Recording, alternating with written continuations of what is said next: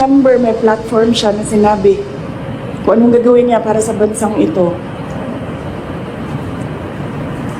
Di niya sinabi ano ang gagawin natin sa food security. Wala siyang sinabi kung anong gagawin natin sa inflation na darating. Kasi alam naman natin na at the time na darating yun eh. Pinapakalat ng mga DDS na ang presidente ay walang zero project. Pero panoorin natin ang mga video ito.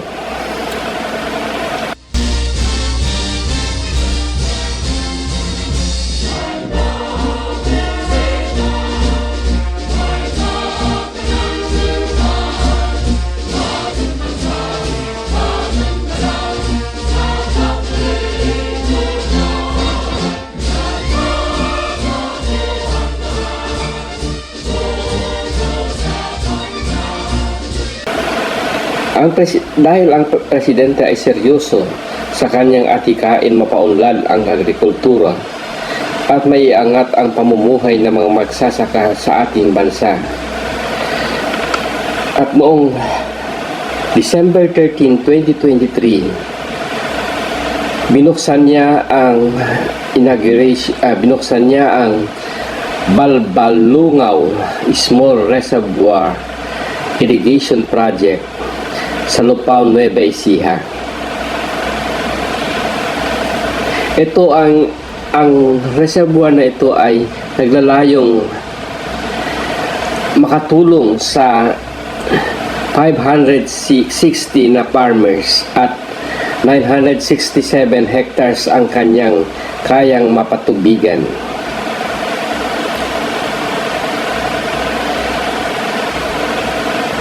Ang lugar na ito ay dati ay isang beses lang silang nakakapagtanim ng palay dahil sa kakulangan ng tubig. Umaasa lang sila sa tubig ulan. Pero dahil sa pagsisikap ng ating mahal na Pangulo ay naisakatuparan ang pagkakaroon nila ng irrigation sa lugar na ito. At nakikita natin na malaking tulong sa food security.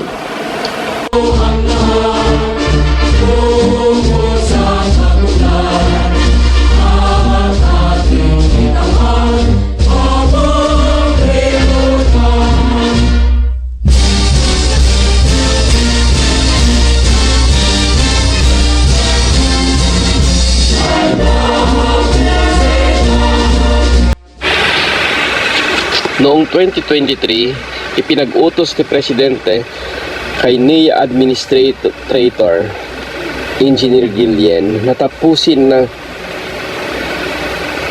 bilisan tapusin ang mga irrigation project ng gobyerno. Kaya noong December 13, 2023, pinangunahan niya ang pagbubukas ng Balbalungaw Small Reservoir Irrigation Project sa Lupao, Nueva Ecija.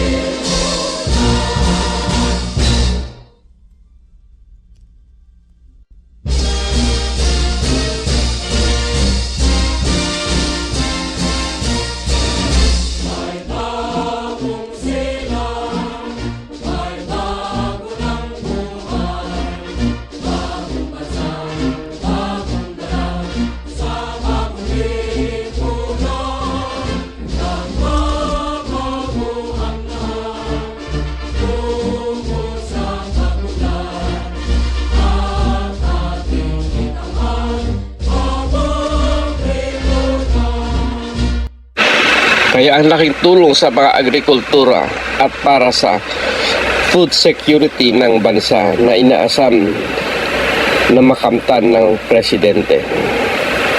Noong April 29, 2024, pinangunahan din ni Pangulo ang pagbubukas ng Malitubog, Maridagao Irrigation Project Stage 2 sa Cotabato. Over 30 years, over 3 decades, na naantala ang proyektong ito dahil kasama sa mga proyekto ni dating Pangulong Marcos Sr. ang proyektong ito.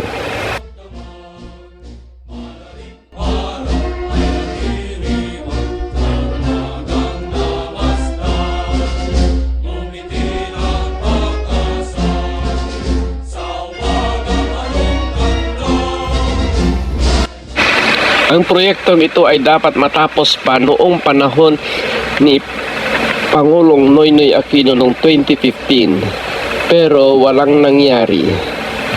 Ang proyektong ito ay tinatayang makakatulong sa mga 4,000 farmers at may lawak na lupain na 9,528 hectares. Kung ang stage 1 ay natapos noong panahon ni former President Marcos Sr. over 30 years para natapusin ang stage 2 at panahon pa ni Marcos Jr. o PBBM.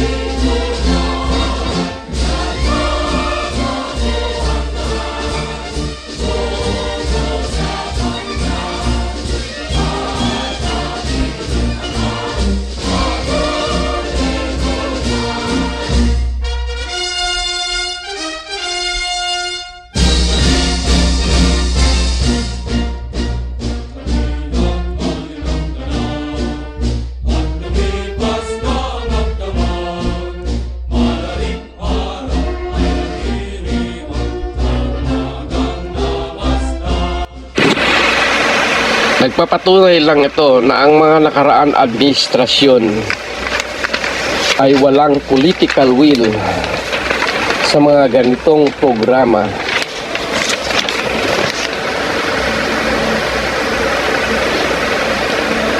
Marcos lang talaga ang sakalan.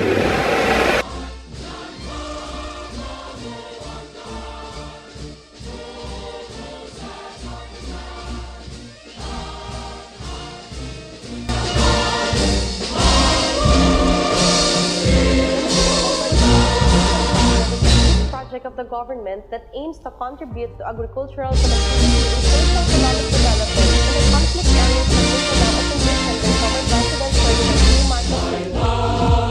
The MMAT Stage 1 started in 1989 and aims to irrigate a total of 5,552 hectares in Maricagao and 1,611 hectares in Upper Municipal Service areas. In 2011, MMIT Stage 2 began its implementation and was originally targeted to be completed in 2018 to irrigate the 9,528 hectares from 2,100 farmer beneficiaries in the municipalities of Iloca and Subic in Cotabato Province and Pagkalungan and Dato Montawan in Maguindanao del Sur. However, the target means that cover the implementation for right to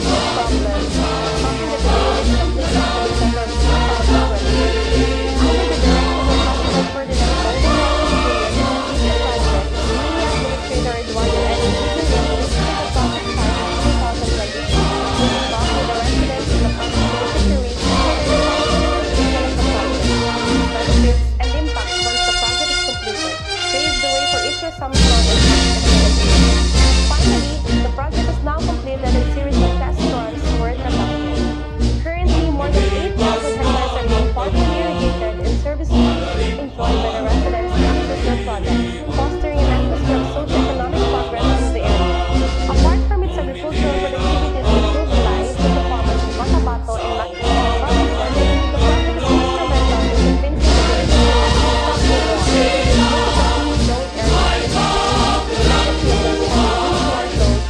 to growing areas,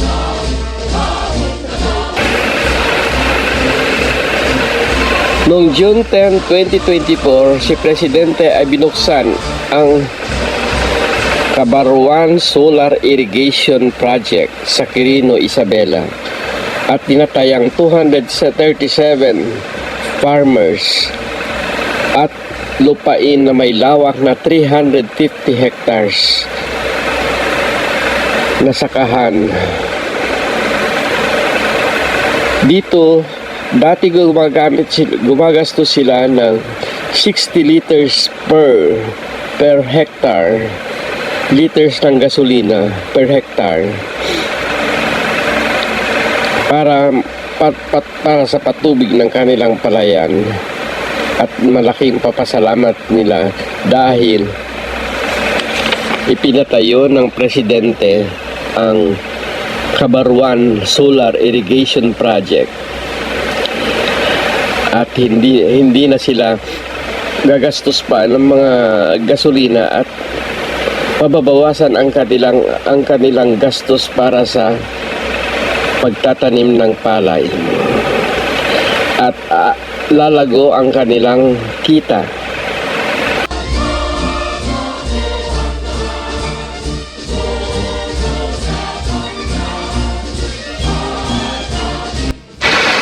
Nagpapasalamat ang mga magsasaka dito dahil sa dedikasyon ni PBBM na tulungan ang sektor ng agrikultura.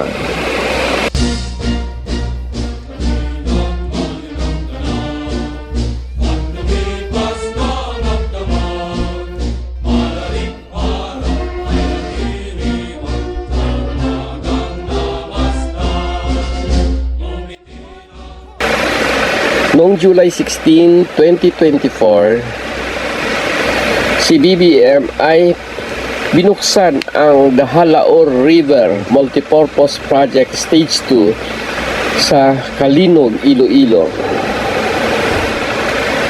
Ang proyektong ito ay nakakatulong sa mga tinatayang 25,000 farmers at may lawak na lupain na pansaka na 32,000 hectares ang nakapagbibigay tubig sa mga kabahayan na tinatayang 4,500 families. Nakakatulong din ito sa flood control at turismo sa lugar. Ang stage 1 ay natapos noong panahon ni Marcos Sr.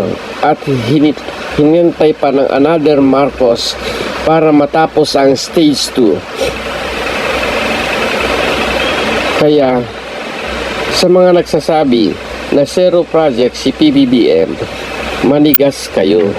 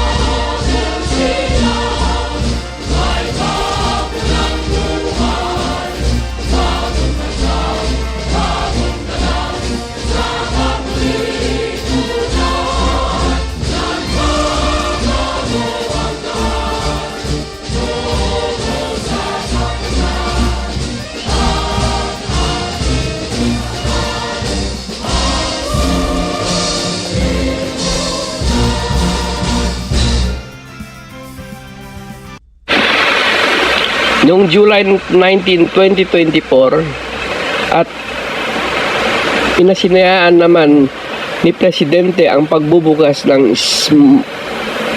ang Solbec Small Reservoir Irrigation Project sa Pasukin, Ilocos Norte.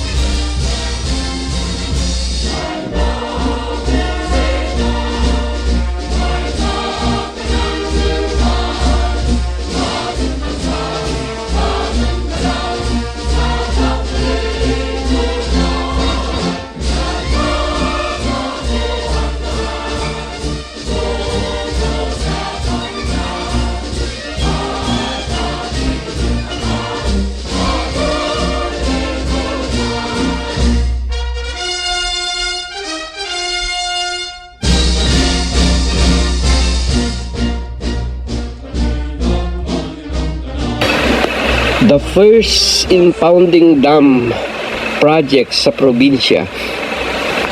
Dati, umaasa lang ang mga magsasaka sa lugar na ito sa tubig ulan. Mga proyektong nagpapatunay sa dedikasyon ng Presidente na iangat ang pamumuhay ng mga magsasaka at tumaas ang produksyon ng agrikultura para sa food security sufficiency ng bansa.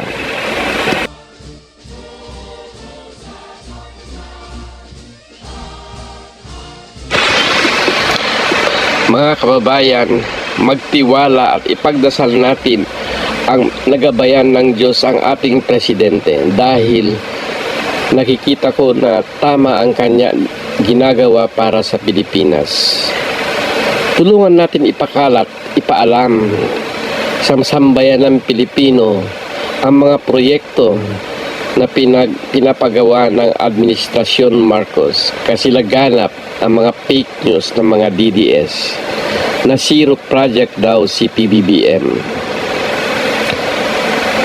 Paki-like and share ang aking video. Maraming salamat po.